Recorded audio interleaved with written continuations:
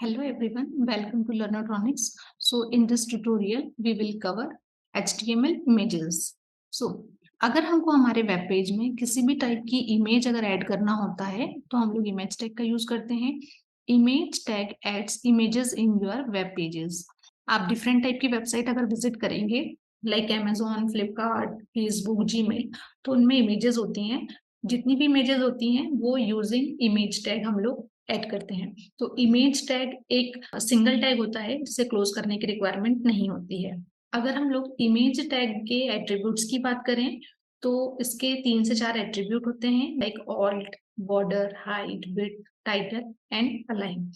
और सोर्स इसका main attribute होता है. सोर्स के अंदर आप अपनी इमेज का नेम और उसका एक्सटेंशन देते हैं. जो ऑल्ट एट्रीब्यूट होता है वो ऑल्टरनेटिव टेक्स्ट टाइप करने के लिए हम लोग यूज करते हैं कि अगर आपकी इमेज काफी बड़े साइज की है, उसका साइज काफी ज्यादा है, या फिर वो हम कहीं नेट से लेके आ रहे हैं, नेट हमारा स्लो चल रहा है, तो जब तक हमारी इमेज जनरेट हो तब तक अगर आप कोई ऑल्टरनेटिव टेक्स्ट दिखाना चाहते हैं उसके प्लेस पे तो हम लोग ऑल्ट एट्रीब्यूट का यूज करते हैं.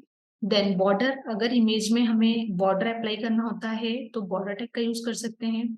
अगर हमारी इमेज की हाइट और width according to our requirement नहीं है तो उसे हम लोग हाइट और विड्थ एट्रीब्यूट के थ्रू सेट कर सकते हैं. इसके अलावा हम इमेज को अलाइन कर सकते हैं यूजिंग अलाइन एट्रीब्यूट लेफ्ट और राइट, बट सेंटर अलाइन नहीं होती है अलाइन टैग के थ्रू इमेज. उसे करने के लिए हमें CSS का यूज करना होता है. अब बात करते हैं हम लोग टाइटल की. तो आपने देखा होगा कि जो गूगल, अगर हम लोग गूगल की वेबसाइट पे जाते हैं तो गूगल का जो इमेज होता है उसके ऊपर अगर हम लोग कर्सर लेके जाते हैं तो उससे रिलेटेड कुछ इंफॉर्मेशन मिलती है, लोगो से रिलेटेड. तो उसी टाइप की अगर हमको फंक्शनैलिटी बनाना है तो हम लोग टाइटल का यूज करते हैं. अब हम लोग इसका एग्जाम्पल देख लेते हैं. तो सिंपली हम जिस फोल्डर में काम कर रहे हैं वहीं पे एक सनफ्लावर डॉट जेपीजी नाम की एक इमेज है हमारे पास. सिंपली हम लोग एक इमेज टैग यूज करेंगे फॉर दैट इमेज. अब सोर्स में हमको इस इमेज का नेम लेना होगा सनफ्लावर डॉट जेपीजी. इसका एक्सटेंशन जेपीजी है तो हम लोगों ने जेपीजी लिख दिया. अब ऑल्टरनेट में हम लोग लिख देंगे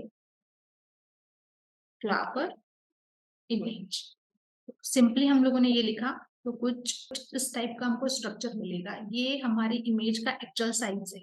इस साइज को हम लोग एट्रीब्यूट के हेल्प से अपने अकॉर्डिंग सेट कर सकते हैं. जैसे हमको हाइट करना है इसकी 300 px एंड विड्थ करना है हमको इसकी 400 px. तो अकॉर्डिंग टू आर रिक्वायरमेंट हमने उसको कर दिया.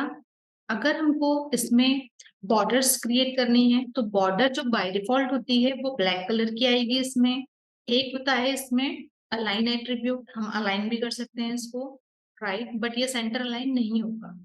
नेक्स्ट एट्रीब्यूट है इसका टाइटल.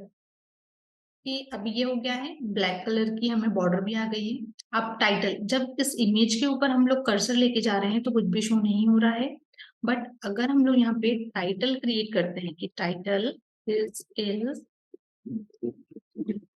फ्लावर इमेज से, अब हम इमेज पे कहीं भी कर्सर लेके जाएंगे तो वो दिस इज सनफ्लावर इमेज हमें शो होगा. तो इस टाइप से हम लोग हमारे पेज में इमेज को ऐड कर सकते हैं. ये तो सिंपली हमने हमारा जो फोल्डर के अंदर हमारा जो इमेज की फाइल है और HTML का जो पेज है वो साइड बाय साइड रखा है. इन केस हमारे पास इमेजेस नाम का कोई फोल्डर हो और उसके अंदर हमने इस इमेजेस नाम के फोल्डर के अंदर इसको पहुंचा दिया है. अब अगर हम लोग इसको रन करते हैं तो यहाँ पे हमको सिंपली एक फ्लावर इमेज आ रहा है, नथिंग एल्स, क्योंकि ये ऑल्टरनेटिव टेक्स्ट प्रेजेंट कर रहा है. तो उस कंडीशन में we have to write a folders name first, images, then slash, then image name. अब अगर हम लोग लगाते हैं तो ये प्रॉपरली जनरेट हो जाता है. तो इस तरीके से हम लोग इमेज को अपने पेज में ऐड करते हैं. Thank you.